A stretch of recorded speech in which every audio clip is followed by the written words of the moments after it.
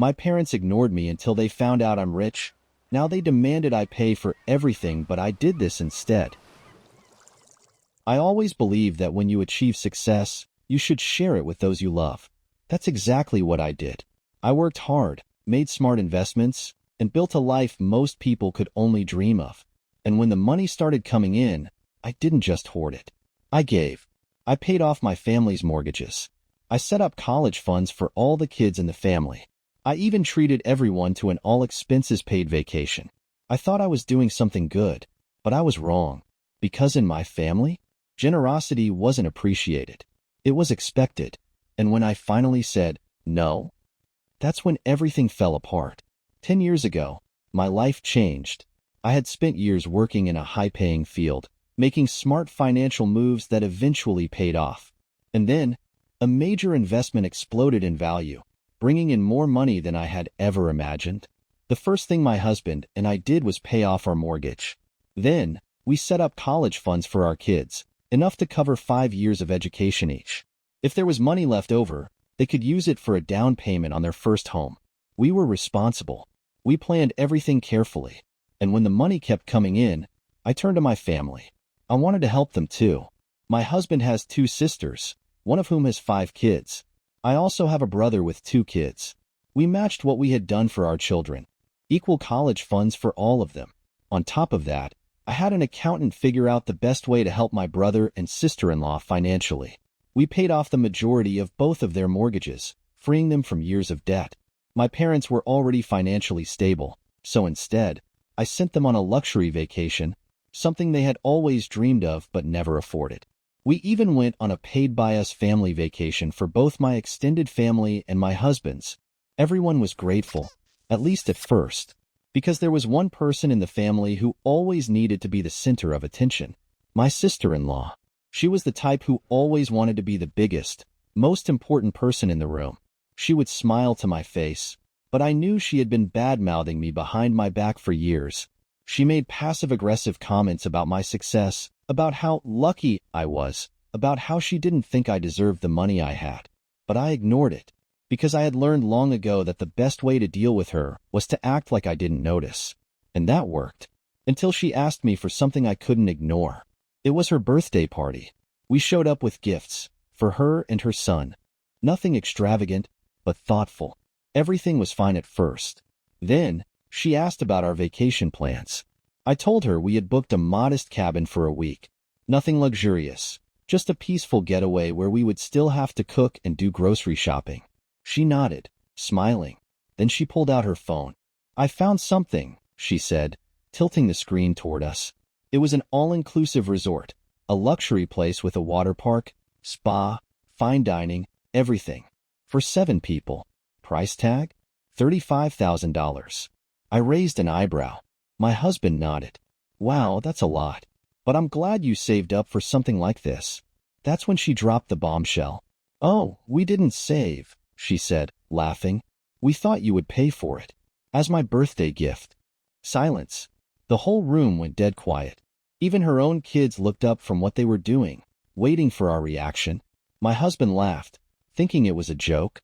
Her father just sat there, watching. And I sat there, doing a very good impression of a fish. But my sister-in-law? She was dead serious. "You have the money," she said, widening her eyes to look sweet. "You can just give it. You won't even miss it." And that was the moment I realized just how deep her entitlement ran. She kept talking. She listed out all the reasons why I should pay for her luxury vacation. Because I was rich. Because we were family. Because she deserved it. Because I had already helped everyone else. Because she had children. Because it was her birthday. My husband just kept shaking his head in disbelief. Her father sat there, completely silent, watching as she dug herself deeper into this hole. And me? I finally snapped out of my shock. I took a deep breath, looked her right in the eyes, and said the words she didn't want to hear. "I have the money." Her face lit up. "So you'll pay." "But I won't." Her smile froze. But we deserve it," she said, blinking rapidly. "You won't even miss the money." I shook my head. "You're right. I won't miss it. But that's not the point." The silence stretched. Then, I dropped the final blow. I've paid off your mortgage. I've paid for your kids' college. I've taken you on vacations before. And yet, you badmouth me behind my back. You insult me, say I don't deserve my success, and even told people my husband should divorce me. And now, you expect me to reward you for that? Her eyes went wide. Her husband, who had been quiet the entire time, turned red. I could see panic setting in, because she knew I was telling the truth. And worse, so did her kids. The birthday boy reached into his pocket, pulled out his phone, and pressed play. The room filled with his mother's voice, gossiping, trashing me, calling me names. Her husband went completely silent, and just like that, she lost. I thought that would be the end of it. I thought she would finally back off. But no, she wasn't done, because when she realized she wasn't getting her way, she doubled down, and her next move was even worse. The silence after my sister-in-law's humiliation lasted all of 10 seconds. Then she did what she always did when things didn't go her way. She started crying. Not just any crying. Loud, dramatic, attention-grabbing sobs. She covered her face, her shoulders shaking as she choked out words between gasps. I can't believe you would humiliate me like this. In front of my family. In front of my children. I just stared at her. You humiliated yourself. She turned to her husband, wiping her face aggressively. Are you just going to let him talk to me like this? Her husband looked at her, then at me, then at their son, who was still holding the phone with the recording of her trashing me. And for the first time ever, he didn't take her side. He just let out a long breath and rubbed his temples. We should go. That was it. No defense. No anger. Just exhaustion. My sister-in-law looked at him, her face turning redder by the second. Then she turned back to me, pointing a shaking finger. You are a greedy, selfish, heartless snake. I hope you lose everything. She grabbed her purse, yanked her son's arm, and stormed out. And just like that, the birthday party was over. I thought that was the end of it. I thought she would cut her losses and walk away. I should have known better. Because when people like her lose, they don't accept it. They try to burn everything down with them. A few days later, my husband and I were out running errands when I got a text from my cousin. It was a screenshot of a Facebook post. A long, detailed rant from my sister-in-law, telling her version of what happened at the birthday party. She made herself look like a victim. She said I had humiliated her in front of her children, insulted her, and publicly shamed her for simply asking for a gift. She said I had become greedy, arrogant, and cruel ever since I got rich. And of course, she ended the post with a plea for sympathy. I just wanted to make beautiful memories for my children. I never expected my own family to turn their backs on me. Money really does change people. The comments were exactly what I expected. You deserve better, girl. She was always a snob. Ungrateful people forget where they come from. Somebody should teach them a lesson. I sighed, putting my phone down. She's trying to turn the family against me. My husband frowned. Let her try. I raised an eyebrow. You're not worried? He chuckled. No, because she's too stupid to realize that most of the family is on our side. And he was right. That same night, the group chat exploded. One of our cousins called her out directly. Girl, stop lying. We all saw you demand a $35,000 vacation like it was your birthright. Another cousin chimed in. Yeah, and let's not forget your own son played a recording of you trashing them behind their backs. Maybe apologize instead of playing the victim? She had no response. Then, one by one, family members started leaving her side. The same people who had rushed to comment on her post were deleting their responses. The support vanished, and instead, all she had left was silence. But she wasn't done, because when she realized she couldn't win the public sympathy battle, she went for a different attack. And this one was even worse. A few days later, my husband's parents called us. His mother sounded tired. We need to talk. Can you come over? We drove there immediately, wondering what was going on. When we arrived, his father handed us a letter. A formal request for financial assistance. It was from my sister-in-law. She had written a long, detailed plea about how she and her family were struggling financially, how the kids were suffering, and how she couldn't believe we were hoarding wealth while our own family was drowning. And at the end, she included an amount, not for a one-time gift, Not for help with an emergency, but for a monthly allowance. She wanted us to pay her family $5,000 every single month, indefinitely. I stared at the paper in disbelief. Then I laughed, because at this point, it was just comedy. My husband's mother shook her head. She came to us first, she said. We told her no. We're retired. We don't have that kind of money. And even if we did, that's not how life works. His father grumbled. She threw a fit and told us she'd figure something else out. I guess this was her solution. I folded the letter and put it back on the table. She's completely lost her mind. My husband nodded. I think it's time to cut them off completely. His mother hesitated. I know she's been awful, but are you sure? I sighed. Mom, she's already gone this far. What do you think she's going to do next? Silence. Then his father muttered, something worse. And he was right, because her final move was the lowest she had ever sunk. And this time, it wasn't just about money. It was personal. I knew my sister-in-law wasn't done. People like her don't just accept defeat and move on. They stew, they plot, and when they realize their usual tactics don't work, they go lower. And she was about to sink to a whole new level. It started with rumors. Small ones, nothing that stood out at first. A family friend would suddenly act cold toward us. A neighbor who had always been friendly would barely wave. People we had known for years seemed to be keeping their distance. At first, I thought it was my imagination. Then one night, my husband's cousin called. You need to hear this, she said. She sent me a voice recording.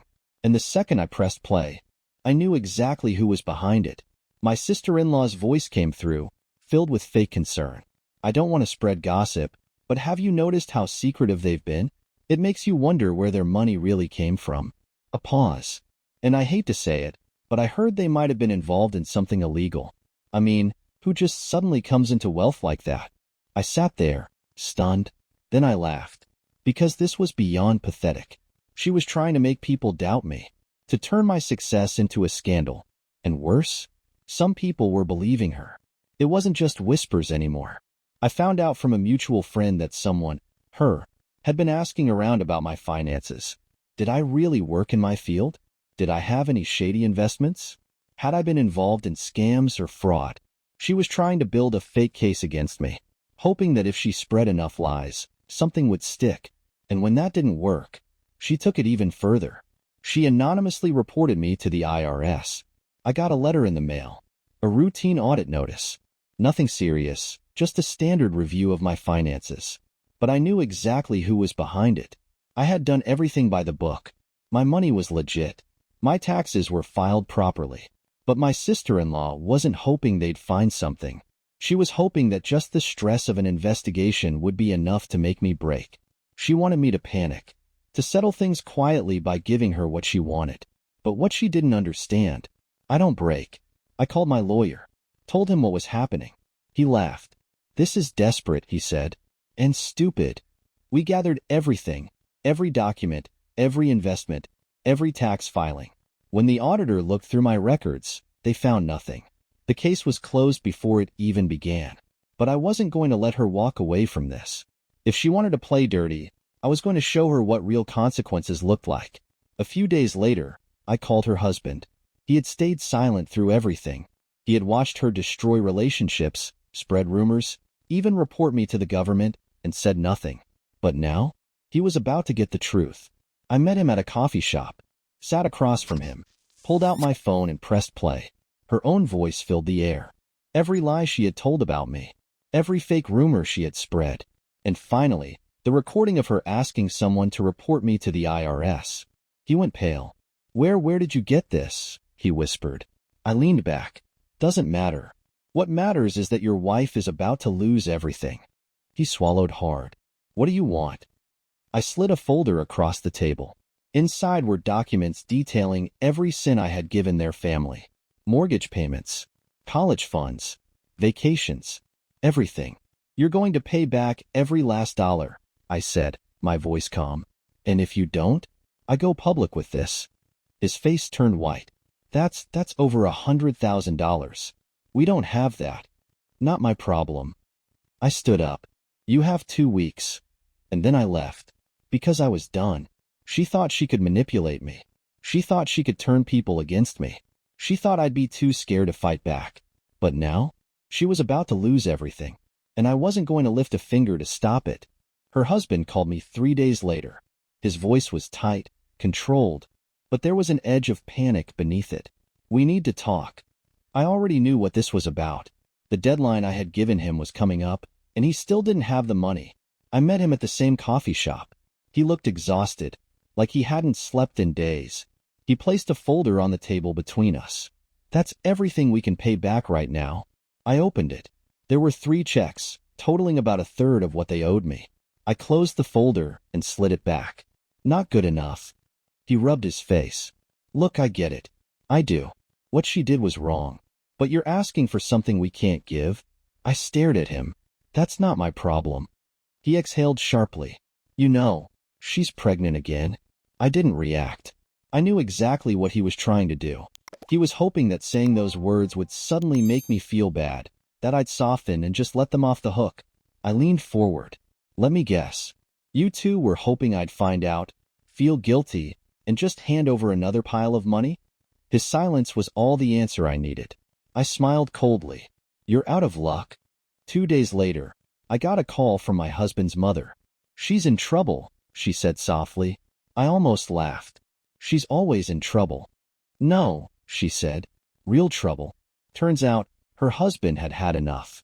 He took the money they had and left her. Moved out. Filed for separation. Froze their joint accounts. She was completely alone. And she was desperate. That night, my sister-in-law showed up at my house. I didn't let her in. I stepped outside, arms crossed, watching as she stood there trembling, eyes puffy, makeup streaked. "I need help," she said, voice hoarse. I stared at her, waiting. She swallowed. I messed up. I know that now. Please. I don't have anywhere else to go." I let her words hang in the air for a long moment. Then I exhaled. "You stole from me, lied about me, spread rumors to ruin my reputation. You even reported me to the IRS. And now you expect me to save you?" She flinched. I wasn't thinking." "No," I said. "You were.